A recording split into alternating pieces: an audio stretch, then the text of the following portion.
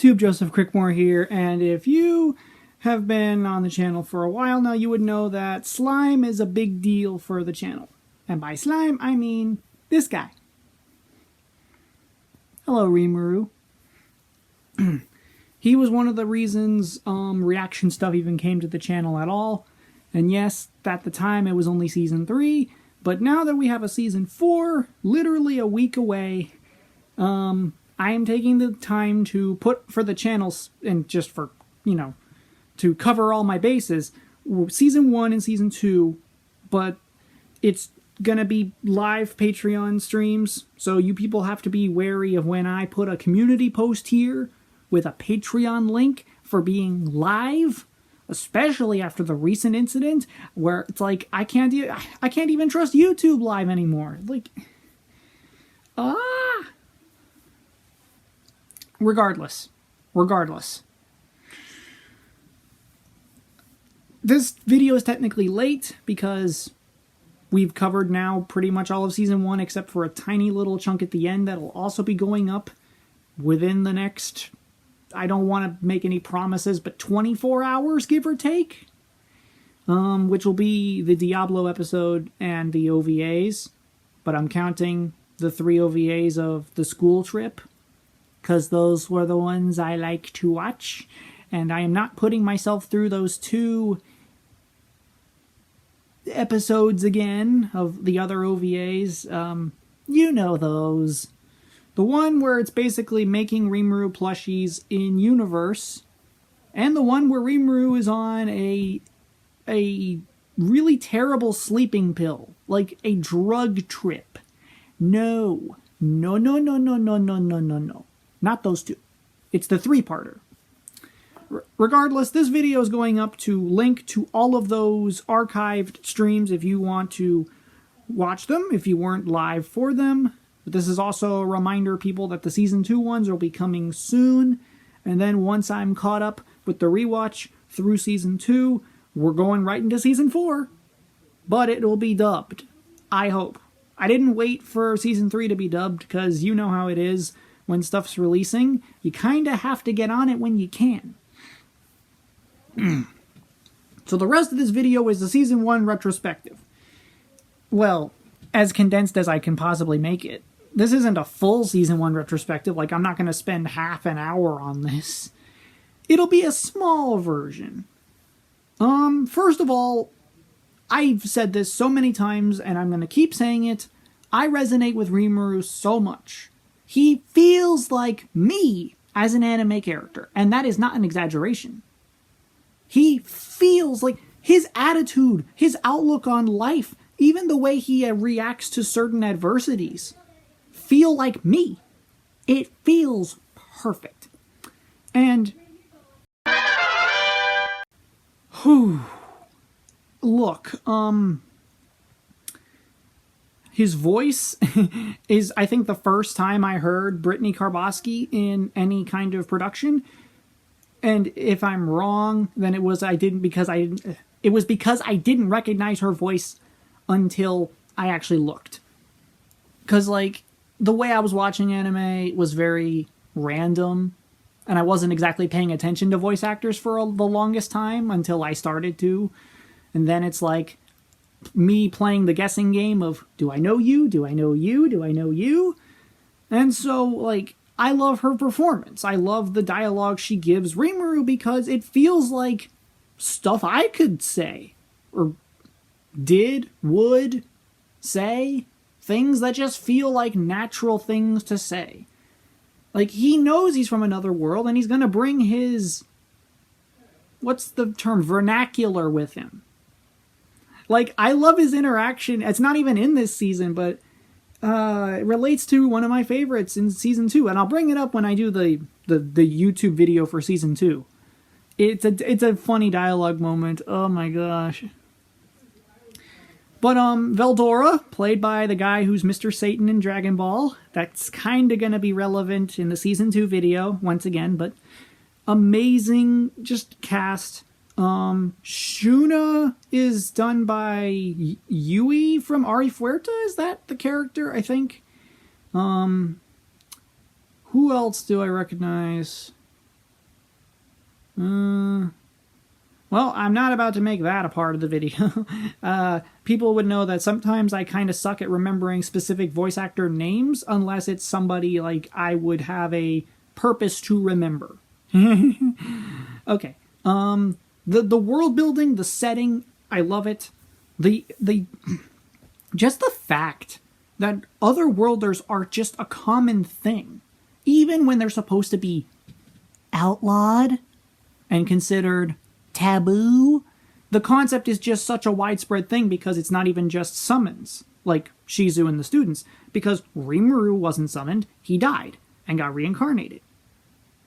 Hinata just kind of showed up in that world. Same with Masayuki, although we know the reason. We know the reason. If you watch the season 3 episode reaction with the ref, oh ho ho ho. But like, I love the concept. I do. And I love the early setup of Leon. Yeah, he doesn't properly meet Rimuru until season 2, and then the wrapping up of that storyline takes forever. It's literally going to be in season 4. It took us that long to get to that point. But it's fine because Leon is in the background. And if you look at a map, geographically speaking, he is far away from Rimuru anyway. I made a point, or the ref.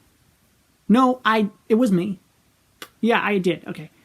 I was looking at one of the maps in one of the episodes, and I was like, where's Leon's territory? Where's El Dorado? Oh, Shizu's going in the wrong direction. And that makes her last journey before she met Rimuru sadder. She was going in the wrong direction. She wanted to find Leon? Yeah, his territory is El Dorado. Where was she leaving? Bloomond. Where was she going? The Forest of Jura. She's going in the opposite direction. Of course, fact check me if I'm wrong and I'm looking at that map incorrectly. But still. The fact that the mask is such an important thing, especially even if just you take the framework of season 1, that mask is very important because of Shizu's legacy.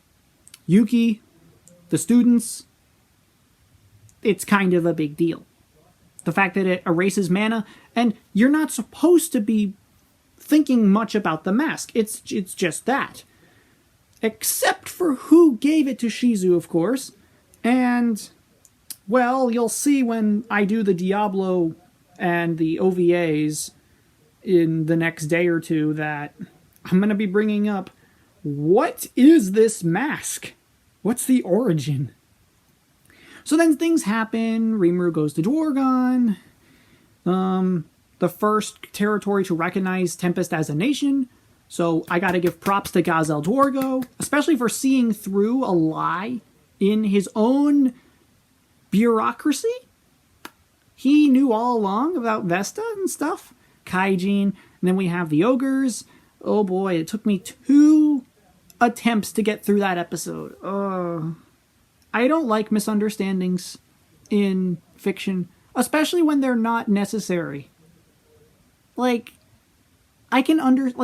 will accept a misunderstanding if there's a reason for there to be one. I don't usually like it when it's just an emotional outburst and it's like, I'm just going to do this.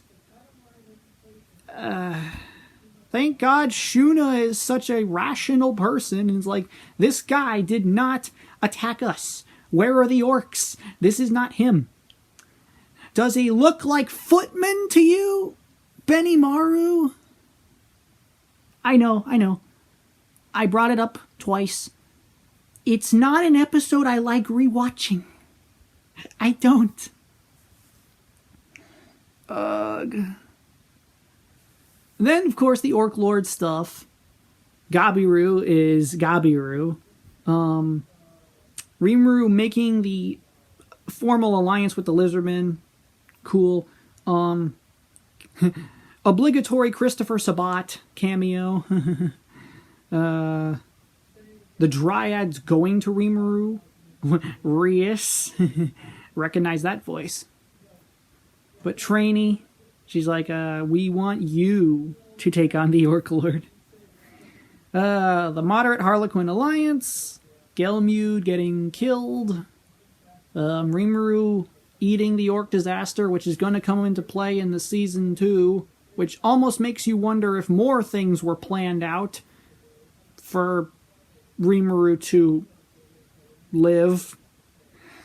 Oh, I can't talk about it yet. I know stuff, but you people probably don't, so I'm not going to. It makes you wonder how much tweaking had to be done by a certain somebody. In any case, then you have the redemption of Gabiru, the redemption of Vesta, the greatest redemption arcs. Like, Slime as a series is so good at that. Like, because Rimuru is such a forgiving person under specific circumstances. Yes, I know. I'm about to get into the season where it's not so easy to just be Rimuru's personality, which was kind of the point. It's literally the turning point of his character. But not completely. Like, whew. What else do I want to bring up? Malim, Demon Lords, and the fact that we were introduced to 4 all at once. Clayman, Carrion, Frey, and Malim. And 2 of them made a bid for the Great Forest. Carrion and Malim. I still think Carrion is stupid. At least when he's introduced. You saw Rimuru take out the Orc Lord. What are you doing? Oh yeah, I'll send my guys to Tempest and talk to them or whatever. Make them serve me. It almost comes across like Phobio was being... Like he was spinning his boss's words in such a way that it made it sound like Carrion wanted to rule over him and be very territorial and stuff. What was Carrion's goal? What was Carrion's goal? He seems pretty content with Eurazania, if you ask me. But it's a cool thing that Frey didn't care about that at all, and she was worried about the awakening of Charybdis. But Clayman and the clowns are like, nah, let's go and wake that thing up. So then the Phobio stuff happens, but then Malim... And then, oh, wait a minute, there's a scene missing. You know the honey that Rimuru gave Malim? They cut out Apito and Zijin. They cut out their introduction. I swear, we better get a Dawn to Dawn Season 2 episode style flashback for Apito and Zijin. You know the episode, the Quinta episode, which was a hilarious episode to watch, at least the first 5 minutes of. Because it made you wonder what the heck was happening. We need that, but for them too. Because that's her honey. She's going to be important. Same with Zijin. And by now I know of the content of Season 2. Rimuru going to Bloomend, which it's mentioned at the beginning of Season 2, so damage control was done. Sure, and Rimuru becoming an adventurer. It's where he learns demon summoning. It's in the Season 2 opening. It's been shown already. It's kind of canon. I don't know. I didn't want this video to go longer than it at this point, but there's so much to talk about when it's a whole season. And then the final arc, because they pushed for it to be the final arc, was the Rimuru with the students and Ingracia, meeting Yuki, meeting Ramirez. Still kind of sad about Rimuru's attitude to Ramirez. Is like, how are you a demon lord? Like, what do you mean? You've met demon lords at this point that are not exactly the norm. Bro, Malim may look destructive, but she's not a demon in terms of her species. And neither goes for Carrion. He's a beastmaster, not a demon. Why do you take it out on... Okay. Okay. Well, I mean, Ramirez definitely has her quirks about her. And a voice I recognize. She's Tamaki from Fire Force. Very, very noticeable voice. Noticeable? No. Very iconic voice. Regardless, that was Season 1 of Slime. And, But as of this video, we'll be getting the Diablo episode and the OVAs as its own video before I go into doing Season 2 streams.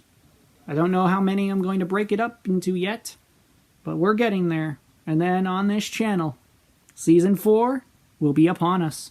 So, as for me and my buddy Rimuru, thanks so much for watching. Hope you liked it. Hit the like button, subscribe, share the video with a friend. Make sure you join the Patreon. Make sure you get notifications over there when we're live.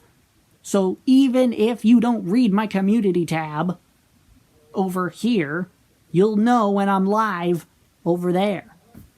Okay? We understand each other? Right, Rimuru?